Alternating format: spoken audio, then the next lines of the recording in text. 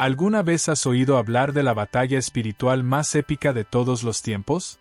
No se libró en campos de batalla terrestres, sino en un escenario invisible donde fuerzas más allá de nuestra comprensión decidieron el destino de la humanidad. De un lado, Jesucristo, el Hijo de Dios, con su luz y autoridad divina. Del otro, Satanás, el ángel caído, movido por la ambición y el deseo de dominar. Este enfrentamiento no es solo una historia antigua, es un evento que resuena hasta hoy en cada lucha entre el bien y el mal. Pero, ¿qué ocurrió realmente en ese choque? ¿Cuáles fueron los momentos de tensión que definieron el futuro de la creación? ¿Y qué significa esto para ti, para tus batallas y desafíos diarios? Prepárate para un viaje sin precedentes. En esta animación épica, verás cómo se decidió el destino de todos nosotros en una guerra celestial. Descubre los secretos ocultos, vive la tensión del enfrentamiento final y encuentra respuestas a las mayores preguntas de la existencia humana. Porque, incluso en las mayores tinieblas, la luz siempre triunfa. Y esa victoria es la clave para tus propias batallas. Antes de que todo existiera como lo conocemos hoy, había un reino celestial perfecto, gobernado por Dios, el creador de todas las cosas.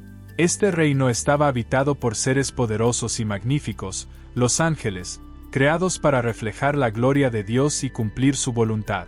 Entre ellos, se destacaba un ángel en especial, Lucifer, cuyo nombre significa portador de la luz. Era brillante, hermoso y ocupaba una posición de gran honor. Muchos lo consideraban el más bello de todos los ángeles. Pero algo sucedió. En el corazón de Lucifer nació un sentimiento que nunca debió existir, el orgullo. Comenzó a admirarse a sí mismo más que a glorificar a Dios. Su corazón se llenó de ambición, y empezó a preguntarse por qué debía servir cuando podía ser servido. Seré como el Altísimo, pensaba en su mente rebelde. Ese pensamiento lo corrompió, y la luz que llevaba consigo comenzó a transformarse en tinieblas. Lucifer no se conformó con guardar su rebelión en secreto. Comenzó a persuadir a otros ángeles, convenciéndolos de que podían formar parte de algo grandioso, un reino donde él, Lucifer, sería el gobernante. Miles, quizá millones, se unieron a él, seducidos por sus palabras. Esta fue la primera rebelión, y no ocurrió en cualquier lugar, sino en el mismo cielo, frente al trono de Dios. Pero Dios, en su sabiduría infinita, no fue tomado por sorpresa. Sabía lo que estaba sucediendo y permitió que Lucifer tomara su decisión. Sin embargo, había una respuesta para esa insubordinación. Miguel, el arcángel, fue llamado a liderar los ejércitos celestiales. Miguel, fiel a Dios y poderoso en fuerza, convocó a los ángeles que permanecieron leales al Creador. El cielo se convirtió en un campo de batalla. Imagina el impacto de esa guerra, luces celestiales destellando como relámpagos, los sonidos de espadas espirituales resonando, la fuerza de ángeles enfrentándose a ángeles. Miguel, con la autoridad dada por Dios, enfrentó directamente a Lucifer. «No puedes tomar el trono que pertenece al Altísimo», declaró Miguel con una voz poderosa que resonó por los cielos. Lucifer, ahora conocido por su arrogancia y traición, lanzó sus ataques, pero no era rival para la fuerza y la justicia de los ejércitos de Dios. Finalmente, Lucifer y sus seguidores fueron derrotados. La luz que alguna vez lo definió se apagó por completo, y fue expulsado del cielo para siempre. Este fue el momento de su caída, no solo física, sino también espiritual. Ya no era Lucifer, el portador de la luz. Ahora era Satanás, el adversario, el enemigo de Dios y de la creación. Esta rebelión dejó marcas profundas. Fue el inicio de un conflicto que resonaría a lo largo de la historia de la humanidad, pero también fue una declaración clara: Dios es soberano, y ninguna fuerza puede ocupar su lugar. Lucifer perdió la batalla en el cielo, pero juró seguir luchando, ahora contra la creación de Dios, intentando alejar a los seres humanos de su amor. La historia comienza en el Edén, un jardín perfecto donde Dios creó a Adán y Eva, los primeros seres humanos. Vivían en armonía con Dios, caminando con Él todos los días. Todo era bueno, todo era hermoso, hasta que la serpiente, que en realidad era Satanás disfrazado, apareció para tentar a Eva. Satanás hizo que Eva dudara de las palabras de Dios. Le dijo: «Ciertamente no morirán», sino que Dios sabe que el día que coman, se les abrirán los ojos y serán como Dios, conociendo el bien y el mal. Manipuló la verdad y la hizo creer que al desobedecer a Dios, ganaría algo aún mejor. Así, Eva, seducida por la promesa de saber más, tomó del fruto prohibido y se lo ofreció a Adán, quien también comió. Inmediatamente, sus ojos se abrieron, pero no de la manera que esperaban. Se dieron cuenta de que estaban desnudos y sintieron vergüenza. La relación perfecta que tenían con Dios se rompió. Intentaron esconderse, pero Dios, en su justicia y amor, los encontró. Fue entonces cuando el primer pecado entró al mundo y, con él, la muerte, el dolor, el sufrimiento y la separación de Dios. ¿Ya conocías la batalla entre Jesús y Satanás? ¿Qué te pareció? No olvides verificar si estás suscrito al canal para no perderte ningún video como este. Pero, incluso en ese momento oscuro, Dios no abandonó a la humanidad. En medio del juicio, hizo algo sorprendente. En Génesis 3:15, Dios le habla a la serpiente, diciendo: «Pondré enemistad entre tú y la mujer, y entre tu descendencia y la de ella. Ésta te herirá en la cabeza, y tú la herirás en el talón». Estas palabras fueron una profecía poderosa y llena de esperanza. Dios estaba prometiendo algo grande, algo que traería redención para toda la humanidad, algo que restauraría lo que el pecado había destruido. Estaba hablando de un Salvador que vendría de la descendencia de la mujer, alguien que, aunque sería herido, derrotaría a Satanás de una vez por todas. Esa profecía de la descendencia de la mujer apunta directamente al nacimiento de Jesucristo, quien vendría al mundo como el Hijo de Dios, nacido de una virgen. Jesús sería quien, al morir en la cruz, aplastaría la cabeza de la serpiente, es decir, derrotaría a Satanás y el poder del pecado. Lo haría no con fuerza bruta ni violencia, sino con sacrificio y amor. Lo que Dios dijo en ese momento en el Edén fue la primera promesa de un Redentor. Sabía que la humanidad caería, pero ya tenía el plan para nuestra salvación. Y lo que parecía ser una derrota, con la entrada del pecado al mundo, en realidad fue el comienzo de un plan de victoria que atravesaría los siglos. La caída de Adán y Eva no sería el final, sino solo el principio de una historia de redención, donde la serpiente sería derrotada y la humanidad restaurada. Mientras Adán y Eva eran expulsados del jardín del Edén, Dios los amaba y nunca perdió la esperanza en ellos. La promesa de que un día, a través de un descendiente de la mujer, la serpiente sería derrotada, se convirtió en la base de toda la fe futura. Este Salvador vendría para traer luz donde había oscuridad, para dar vida donde había muerte y para restaurar la relación perdida con Dios. Así, incluso en el dolor de la expulsión del Edén, había una semilla de esperanza plantada en el corazón de la humanidad. Dios ya había comenzado a escribir el mayor capítulo de la historia. La llegada de Jesús, el Salvador prometido, sería la respuesta al mayor problema de la humanidad, la separación de Dios. Vendría, no solo para salvar, sino para vencer a Satanás y restaurar lo que se había perdido. La historia de Jesús comienza de manera humilde, pero cargada de un propósito grandioso. En una noche tranquila, en la pequeña ciudad de Belén, María, una joven virgen, dio a luz al Hijo de Dios. El nacimiento de Jesús no fue algo común, ya que no llegó como un rey esperado, con pompa y riquezas, sino en un establo, entre animales, en un simple pesebre. Su madre, María, lo envolvió en pañales y lo recostó en un pesebre, porque no había lugar para ellos en la posada. Pero el nacimiento de Jesús no pasó desapercibido. El cielo, que había estado en silencio durante siglos, se abrió para anunciar el evento más importante de la historia. Ángeles aparecieron a unos pastores que estaban en el campo, anunciando con gran alegría: «Hoy, en la ciudad de David, ha nacido el Salvador, que es Cristo el Señor». Aquellos pastores, maravillados por el mensaje celestial, fueron inmediatamente a la ciudad y encontraron al niño, tal como los ángeles les habían dicho.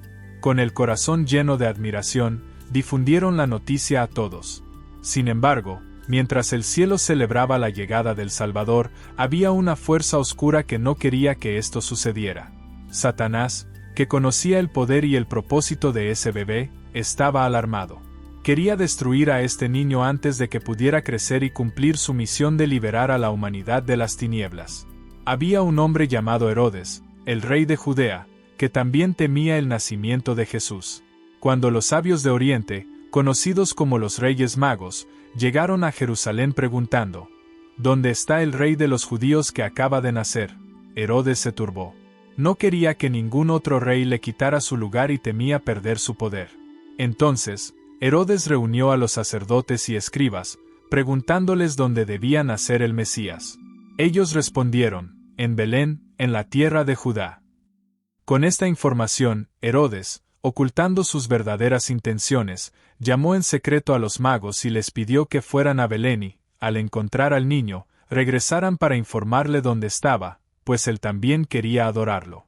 Pero Herodes no deseaba adorar a Jesús. Su plan era matarlo, impedir que creciera y cumpliera el propósito divino. Guiados por una estrella, los magos finalmente encontraron a Jesús en Belén. Se postraron ante el niño y le ofrecieron regalos de oro, incienso y mirra. Sin embargo, advertidos en sueños por Dios de no regresar a Herodes, los magos tomaron otro camino de regreso a sus tierras. Cuando Herodes se dio cuenta de que los magos no habían regresado, se llenó de ira. Entonces ordenó una matanza terrible. Todos los niños menores de 2 años en Belén y sus alrededores debían ser asesinados. Era un intento de eliminar a Jesús antes de que creciera y se convirtiera en la gran amenaza que Herodes temía. Fue una manifestación clara de cómo las fuerzas del mal estaban actuando, intentando destruir el plan divino desde el principio. Pero Dios, en su misericordia, ya se había anticipado. Un ángel apareció a José, el esposo de María, en un sueño y le instruyó a huir a Egipto con María y el niño Jesús, para escapar de la furia de Herodes. José obedeció inmediatamente, tomó a su familia y, esa misma noche, partió hacia Egipto, donde permanecerían hasta la muerte de Herodes. De esta manera, el niño Jesús fue protegido, y el intento de Satanás de destruirlo desde el principio fracasó. Era un día común a orillas del río Jordán, pero ese día sería diferente. Una gran multitud se reunía alrededor de un hombre que hablaba palabras poderosas e inusuales. Era Juan el Bautista, un predicador que venía llamando al pueblo de Israel al arrepentimiento y al bautismo para el perdón de los pecados. Personas de todas partes estaban allí, buscando un cambio, esperanza, una nueva vida. El ambiente estaba cargado de expectativa, como si algo grandioso estuviera a punto de suceder. Y entonces, algo sorprendente ocurrió. En medio de la multitud, apareció un hombre sencillo, con vestiduras humildes y una expresión serena. Era Jesús. No se destacaba de ninguna manera, pero algo en su mirada transmitía una paz profunda.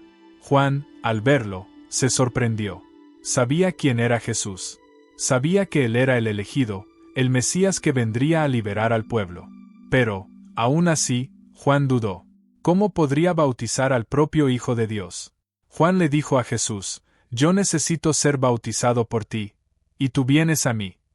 Sabía que el bautismo que realizaba era para el arrepentimiento de los pecados, pero Jesús, siendo sin pecado, no tenía necesidad de ser bautizado de esa manera. Sin embargo, Jesús respondió con una calma inmensa: «Déjalo así por ahora, porque así nos conviene cumplir toda la justicia». Y, obedientemente, Juan cedió. Sumergió a Jesús en las aguas del río Jordán, y al ser levantado del agua, algo extraordinario ocurrió. El cielo se abrió, y el Espíritu Santo descendió sobre Jesús en forma de paloma. La multitud quedó en silencio, observando aquel fenómeno celestial. No era solo un símbolo de pureza o santidad, era la marca divina de que algo nuevo estaba comenzando. Pero lo más impresionante aún estaba por venir. Una voz del cielo resonó, reverberando en todos los corazones presentes: «Este es mi Hijo amado, en quien me complazco». Dios, el Padre, acababa de declarar públicamente quién era Jesús, su Hijo, el Mesías, aquel que vino a cumplir su voluntad en la tierra. Ya no había dudas sobre quién era Jesús. Él era la promesa hecha desde el principio de los tiempos, el Salvador enviado para redimir a la humanidad. Después de ser bautizado por Juan, Jesús es llevado por el Espíritu Santo al desierto, donde permaneció durante 40 días y 40 noches, sin comer ni beber. Imagina este escenario, el desierto, con sus arenas secas y vastas, donde no hay sombra, ni compañía, solo el calor implacable del sol y el profundo silencio de la soledad. Jesús, con su cuerpo cansado y hambriento, estaba completamente vulnerable, tanto física como emocionalmente. Este fue el momento en que Satanás, el enemigo de Dios, se acercó para intentar desviar a Jesús de su camino. Satanás, con su astucia, sabía que este era el momento perfecto. Jesús estaba solo, debilitado y, humanamente hablando, sus fuerzas estaban al límite. Pero lo que Satanás no sabía, o tal vez no entendía, es que estaba frente al Hijo de Dios, que tenía poder absoluto y, aunque estaba en su humanidad, jamás caería en sus trampas.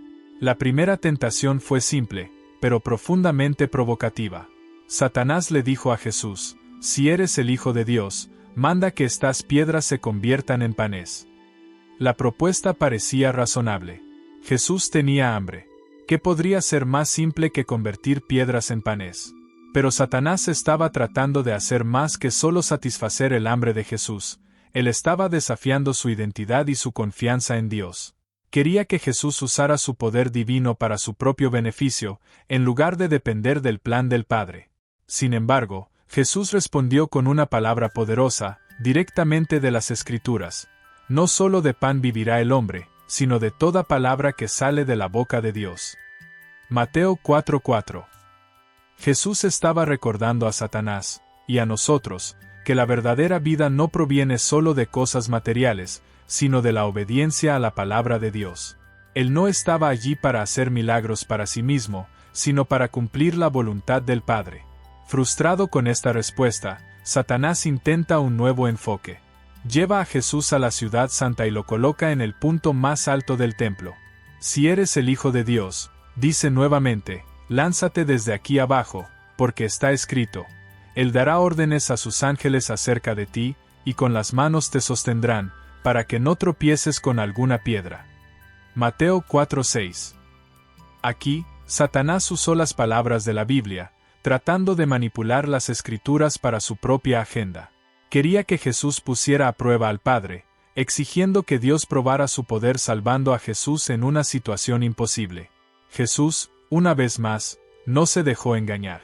Respondió: «También está escrito: no tentarás al Señor, tu Dios».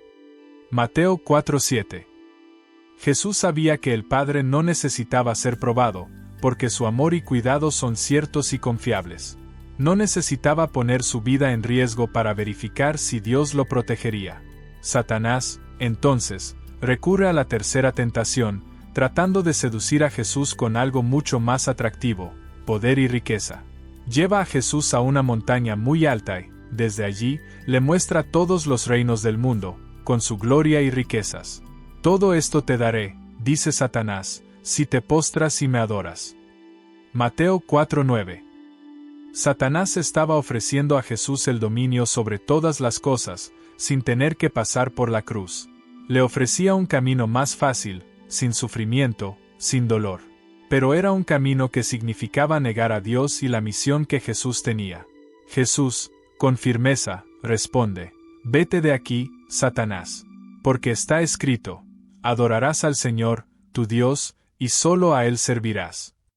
Mateo 4:10. Jesús rechazó la oferta de poder temporal y reafirmó que la adoración a Dios es el único camino verdadero. Sabía que su misión no era conquistar los reinos del mundo de una manera fácil y rápida, sino a través de la entrega total a Dios y del sacrificio en la cruz. Ante la firmeza de Jesús, Satanás, derrotado, se alejó. El ministerio de Jesús comenzó con un poder impresionante. Él no era solo un hombre común, sino alguien que traía consigo una autoridad divina. Dondequiera que él iba, grandes multitudes se reunían para escuchar sus palabras y presenciar milagros extraordinarios. Pero uno de los aspectos más impactantes de su misión fue la forma en que liberaba a aquellos que estaban bajo el dominio de las tinieblas. Jesús encontró a muchas personas que vivían atormentadas por espíritus malignos, demonios que tomaban control de sus mentes, corazones y cuerpos. Estas personas estaban en un sufrimiento profundo, incapaces de liberarse por sí mismas. La sociedad las veía como perdidas, muchas veces aisladas y despreciadas. Pero, para Jesús, esas almas no estaban más allá de la gracia. Un día, mientras predicaba y sanaba, se encontró con un hombre poseído por un espíritu inmundo en una sinagoga.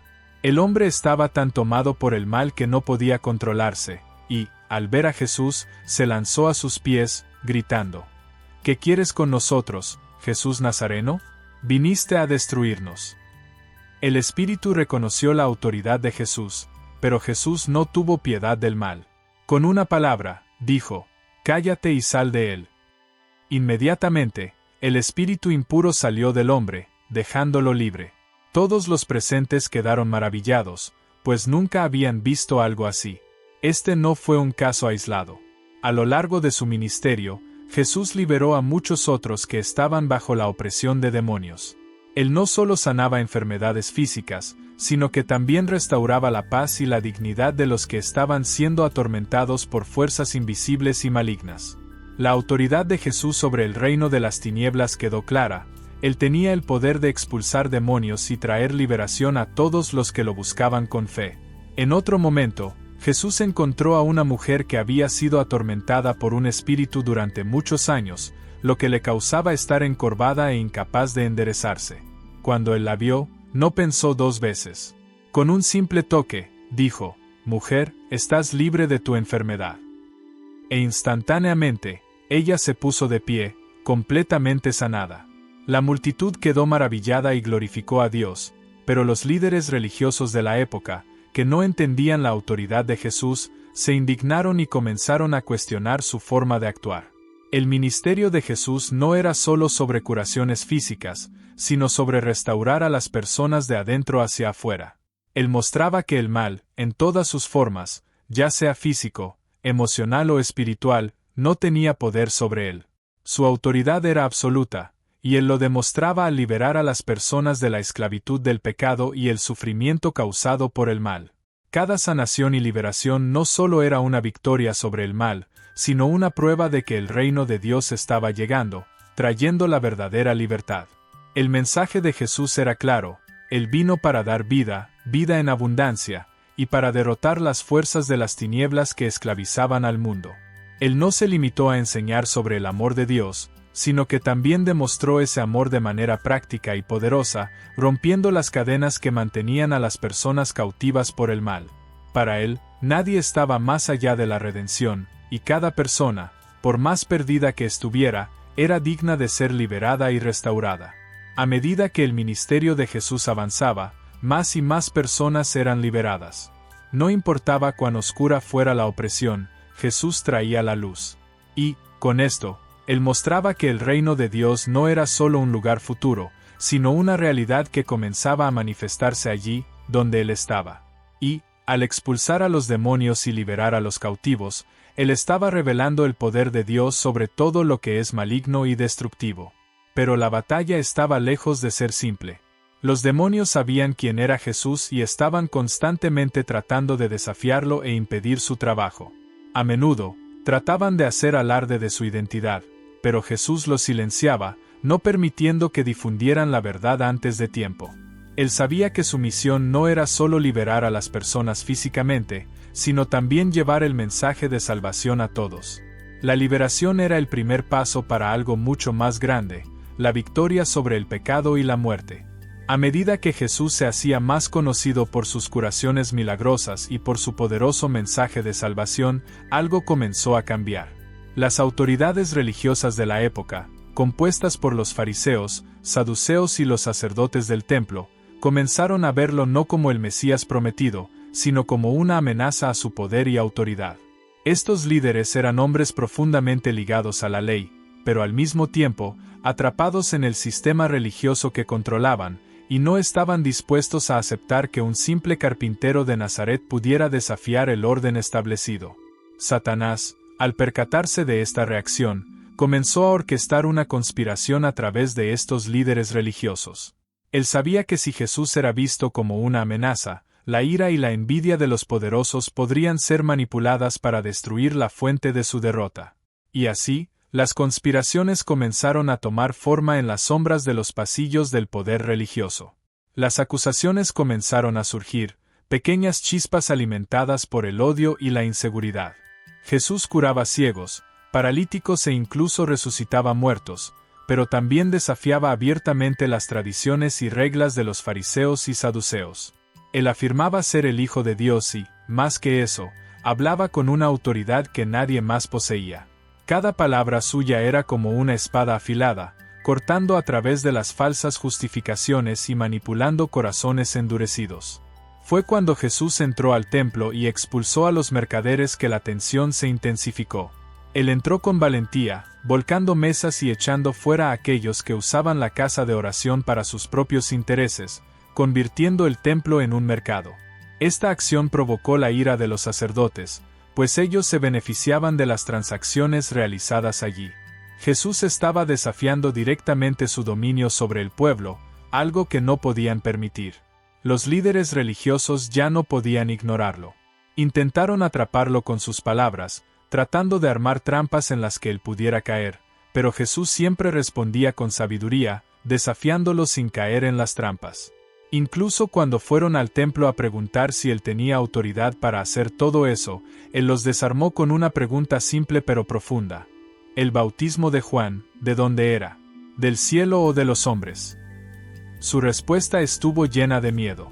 Si decían que era del cielo, tendrían que reconocer que Juan el Bautista, que los había anunciado, era un profeta enviado por Dios. Pero si decían que era de los hombres, la gente se pondría en su contra, porque el pueblo creía en Juan. Por lo tanto, los líderes religiosos, ciegos y orgullosos, respondieron, no sabemos. Y Jesús, con una mirada penetrante, dijo, tampoco yo os diré con qué autoridad hago estas cosas. Pero Satanás no estaba dispuesto a rendirse. Él había plantado en Judas Iscariote la semilla de la traición. Judas, uno de los 12 discípulos, fue corrompido por el deseo de dinero y por la frustración de ver a Jesús contrariando las expectativas de un líder político y militar. Entonces, él buscó a los líderes religiosos, ofreciéndose para entregar a Jesús a ellos por 30 piezas de plata. Ellos vieron esto como una oportunidad para finalmente atrapar a Jesús, lejos de la multitud que lo seguía. Y así, las conspiraciones se intensificaron. Jesús sabía lo que estaba por suceder, pero aún así continuaba su misión, predicando el reino de Dios y sanando a los afligidos. Sabía que los hombres religiosos lo odiaban, pero también sabía que todo formaba parte del plan de Dios. La traición de Judas selló el destino de Jesús, pero también fue una parte esencial del plan divino para la redención de la humanidad. Mientras tanto, Satanás estaba en su alegría oscura, creyendo que, finalmente, había vencido. Orquestó una persecución que culminaría en la prisión de Jesús, en el juicio ante el Sanedrín, donde se lanzaron acusaciones de blasfemia contra él. La acusación de que Jesús se decía el Hijo de Dios fue el pretexto final para su condena. Pero, como Satanás pronto descubriría, no era solo un simple carpintero quien estaba siendo rechazado. Era el propio Hijo de Dios, el Salvador del mundo, y su muerte, a diferencia de lo que pensaban los enemigos, no sería el fin, sino el comienzo de una victoria eterna.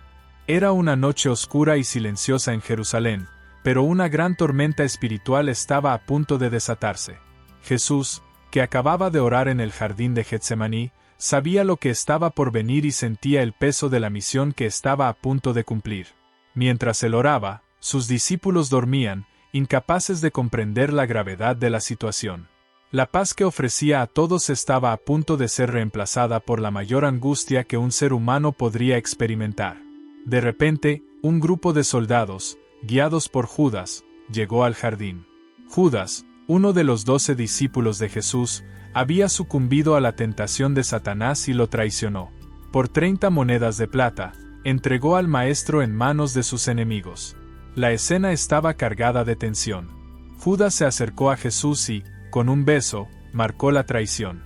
El corazón de Jesús no se llenó de ira, sino de dolor, pues sabía que esto era parte del plan divino. Aún así, intentó llamar a Judas al arrepentimiento. Amigo, con un beso entregas al Hijo del Hombre. Mateo 26:50. Jesús fue rodeado rápidamente por una multitud armada y, sin ofrecer resistencia, fue arrestado. Sus discípulos, confundidos y asustados, huyeron, dejándolo solo para enfrentar lo que venía. Jesús, el Salvador del mundo, estaba en manos de hombres corruptos, siendo llevado al tribunal. Pero mientras las autoridades se preparaban para juzgarlo, algo mucho más oscuro estaba sucediendo. Satanás estaba obrando a través de las autoridades y los líderes religiosos, buscando una forma de destruir el plan de Dios. Sabía que, si lograba hacer caer a Jesús, la esperanza de la humanidad se perdería. Jesús fue llevado ante el sumo sacerdote Caifás, donde comenzaron las falsas acusaciones. Se convocaron testigos, pero sus palabras no coincidían. Las mentiras eran evidentes, pero a nadie le importaba la verdad. Los líderes religiosos, guiados por el odio y la envidia, ya habían decidido el destino de Jesús. Querían verlo muerto, sin importar el cómo ni el por qué. El juicio fue una farsa, un espectáculo de injusticia. Entre las acusaciones falsas, los líderes trataron de que Jesús se contradijera. Preguntaron: ¿eres tú el Cristo, el Hijo de Dios? Jesús respondió con calma y firmeza: yo soy. Estas palabras fueron suficientes para que lo acusaran de blasfemia, ya que para los líderes religiosos, esa afirmación era un delito mortal. El odio crecía y el plan para condenarlo avanzaba. Pero Satanás no se detuvo allí. Usó a las autoridades romanas, representadas por el gobernador Poncio Pilato, para alcanzar su objetivo. Pilato, aunque sabía que Jesús no había cometido ningún crimen, se vio presionado por las acusaciones y la multitud enfurecida.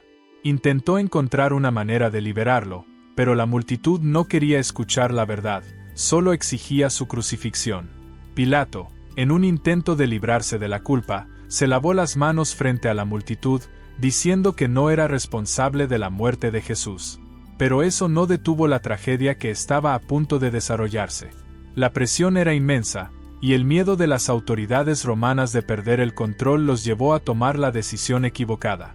Satanás, con su influencia sobre la corrupción y la violencia en el corazón humano, había alcanzado el clímax de su ataque. Jesús fue cruelmente azotado, humillado ante todos. Su carne fue desgarrada por el látigo, su rostro fue abofeteado y una corona de espinas fue colocada en su cabeza como burla de su realeza. Pero él no se quejó. No respondió con violencia. Sabía que el precio de la redención se estaba pagando. La injusticia, el sufrimiento y la humillación fueron intensos, pero el corazón de Jesús permaneció firme. Sabía que su muerte no era una derrota. En realidad, era la victoria sobre Satanás, quien pensaba que finalmente había triunfado. Jesús soportó todo esto en silencio porque sabía que su misión estaba a punto de cumplirse y que estaba llevando sobre sí el pecado de todo el mundo. Jesús fue llevado al Calvario, donde lo esperaba su cruz. La batalla espiritual había alcanzado su punto más alto. Satanás pensaba que estaba ganando, que Jesús sería humillado y destruido para siempre. Pero lo que no sabía era que cada momento de sufrimiento de Jesús estaba rompiendo las cadenas del pecado y la muerte. Mientras Jesús era crucificado, con clavos atravesando sus manos y pies, miró al cielo y, con una voz que resonaría por toda la eternidad, dijo: «Consumado es». Juan 19:30. La victoria estaba garantizada, pero la lucha continuaría, y Satanás no entendería inmediatamente que su derrota estaba sellada. La prisión y el juicio de Jesús fueron solo el comienzo de la mayor batalla espiritual de todas, y mientras el mundo veía a un hombre muriendo, el cielo presenciaba la victoria que cambiaría el destino de toda la humanidad. Después de haber cumplido su misión en la tierra, Jesús estaba a punto de dar un paso que cambiaría todo para siempre. Los discípulos, que habían acompañado su jornada, estaban en Jerusalén, aún maravillados por las maravillas que él había realizado, pero con el corazón cargado por la reciente pérdida. Jesús, quien había sido crucificado, muerto y resucitado, ahora estaba a punto de dejarlos físicamente. Sabían que algo grandioso estaba por venir, pero lo que esto significaba para ellos aún no estaba completamente claro. Una mañana, mientras estaban reunidos en un monte cerca de Jerusalén, Jesús se reunió con ellos por última vez. Miró a sus discípulos e hizo una promesa: «Pero recibiréis poder cuando haya venido sobre vosotros el Espíritu Santo, y me seréis testigos en Jerusalén, en toda Judea, en Samaria y hasta lo último de la tierra». Hechos 1:8. Estas palabras no eran solo una promesa, eran un llamado. Les estaba diciendo que, aunque él se marchaba, no los dejaría solos. Ya no serían solo discípulos, sino ahora portadores de su mensaje para el mundo entero. Con estas palabras, sucedió algo sorprendente. Jesús comenzó a elevarse ante sus ojos, subiendo lentamente hacia los cielos. Imagina la escena, los discípulos miraban fijamente, sin creer lo que veían. Jesús, el Maestro, el Salvador, ascendía al cielo mientras una nube que lo envolvía parecía llevarlo cada vez más alto. Era como un sueño, pero al mismo tiempo, una realidad que se desarrollaba ante ellos. Mientras Jesús ascendía, una nube de gloria lo cubría y él se hizo invisible a sus ojos. Ellos se quedaron allí, sin saber qué hacer. La pérdida, la nostalgia y el misterio flotaban en el aire. Fue entonces cuando, de repente, dos hombres vestidos de blanco aparecieron junto a ellos y dijeron: «Hombres Galileos, ¿por qué estáis mirando al cielo? Este mismo Jesús, que ha sido tomado de vosotros al cielo, vendrá así como le habéis visto ir al cielo». Hechos 1:11. Estas palabras trajeron consuelo, pero también reforzaron su propósito. Jesús no se había ido para siempre. Él regresaría, pero hasta entonces, había algo que debían hacer. Así fue como Jesús ascendió al cielo, pero dejó algo aún más poderoso con sus seguidores. Los revistió con el poder del Espíritu Santo, un regalo divino que descendería sobre ellos. Este poder no era solo para que estuvieran en éxtasis espiritual, sino para capacitarlos a enfrentar las fuerzas del mal, combatir el miedo, la duda y la incertidumbre que aún habitaban en sus corazones. Los discípulos, antes temerosos y desorientados, ahora estaban listos para convertirse en los testigos del reino de Dios, difundiendo la buena noticia de Jesús y su amor. Con el Espíritu Santo en sus vidas, no habría más límites. Estaban llamados a predicar y vivir la verdad del Evangelio, enfrentando no solo los desafíos de esta misión, sino también las fuerzas del mal que intentarían detenerlos. Jesús había cumplido su misión, pero la misión de ellos apenas comenzaba. La ascensión de Jesús fue, entonces, más que una despedida. Fue una transferencia de poder y responsabilidad. El reino de Dios estaba ahora en sus manos, y con el Espíritu Santo como guía, serían capaces de avanzar, desafiando las tinieblas y proclamando la luz del Evangelio en cada rincón del mundo. Al final de todo, cuando el peso del mal parezca insoportable y la oscuridad domine los corazones de los hombres, se dará una gran revelación. El apóstol Juan, exiliado en la isla de Patmos, tuvo una visión poderosa y gloriosa sobre el fin de los tiempos, un vistazo al futuro que no solo cambiaría su vida, sino también la de todos aquellos que algún día escucharían sus palabras. En la visión, ve el cielo abrirse, y en medio de aquella luz radiante, aparece Jesucristo, ya no como el humilde carpintero de Nazaret, sino como el Rey de Reyes y Señor de Señores. Viene en gran gloria, con una corona de majestad y poder, trayendo consigo al ejército celestial, listo para la batalla final contra el mal. Este es el Cordero de Dios, pero ahora ya no es aquel que sufrió en silencio cargando el pecado del mundo, sino un guerrero invencible, con un manto de realeza y la palabra de Dios como espada afilada. La tierra, marcada por tribulaciones, dolores y guerras, verá una transformación radical. El sufrimiento causado por la corrupción y la maldad será finalmente recompensado con la promesa de que todo lo que es bueno, justo y puro será restaurado. El cielo y la tierra se alinearán, y la victoria que Jesús conquistó en la cruz será ahora manifestada en su plenitud. Pero antes de esta gloriosa victoria, habrá un enfrentamiento final. Satanás, aquel antiguo enemigo, el acusador de las naciones, será expulsado de su reinado de engaño y caos. Él, que desde el principio buscó robar, matar y destruir, será finalmente derrotado, y su sed de destrucción será silenciada para siempre. No será solo una victoria simbólica, será la derrota total y definitiva del mal. Juan ve, entonces, el gran juicio de Dios, donde todos los enemigos de la justicia son reunidos. Satanás y sus seguidores, los demonios que sembraron discordia y destrucción entre los pueblos, serán lanzados al lago de fuego, un lugar de tormento eterno preparado para aquellos que se opusieron al Señor. En ese momento, no habrá más oportunidades, ni espacio para el arrepentimiento. La sentencia está dada, y la victoria de Cristo queda sellada para siempre. Sin embargo, para los fieles, para aquellos que siguieron a Cristo con valentía y esperanza, la victoria será la más dulce de todas. Una nueva Jerusalén descenderá del cielo, preparada como una novia para su esposo. La ciudad santa, pura y resplandeciente, será el lugar donde los justos vivirán para siempre, libres de todo dolor, lágrima y sufrimiento. Los cielos y la tierra serán renovados, y Dios habitará con su pueblo, en perfecta paz y alegría. El mal no tendrá más poder, y la luz de Cristo será la única fuente de vida y esperanza.